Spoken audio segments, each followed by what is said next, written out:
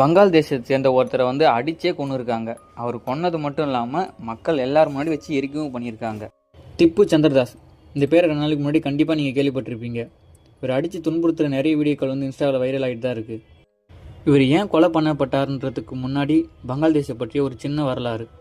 2024 பங்களாதேஷில் ஒரு மிகப்பெரிய ப்ரொட்டஸ்ட் நடக்குது. அந்த போராட்டமானது சிறிது நாள்லேயே மிகப்பெரிய ஒரு கிளர்ச்சியாக உருவாகுது. அப்போ பங்களாதேஷோட பிரைம் மினிஸ்டர் இருந்தது ஷேக் ஹசீனா. லாஸ்ட் 15 இயர்ஸாக அவங்களுடைய ஆட்சி தான் பங்களாதேஷில் நிலவி இருக்குது. இந்த போராட்டத்தோட முக்கிய நோக்கமே அவங்களோட கவர்மெண்ட் எதிர்த்து தான்.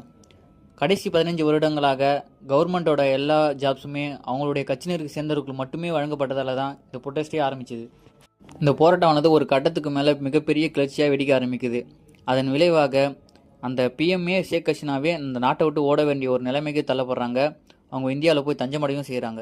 இந்த கிளர்ச்சிக்கு முக்கிய காரணமாக இருந்தது அந்த கிளர்ச்சியோட தலைவரான ஷெரீப் உஸ்மான் நாடி தான். இவர் கவர்மெண்ட்டை எதிர்த்து பேசினால்தான் மக்களுக்கு மத்தியில் நல்ல ஒரு வரவேற்பு அவருக்கு கிடைச்சிது.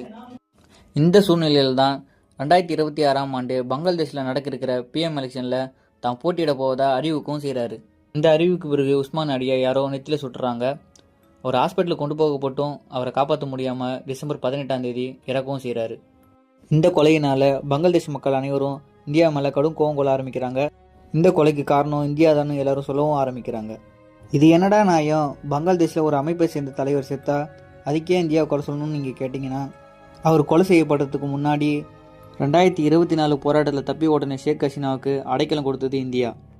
அது மட்டும் இல்லாமல் பங்களாதேஷ் நீதிமன்றம் அவங்கள குற்றவாளின்னு சொன்ன பிறகும் இந்தியா அவங்கள பங்களாதேஷ் கவர்மெண்ட் கிட்ட ஒப்படைக்க செய்யலை.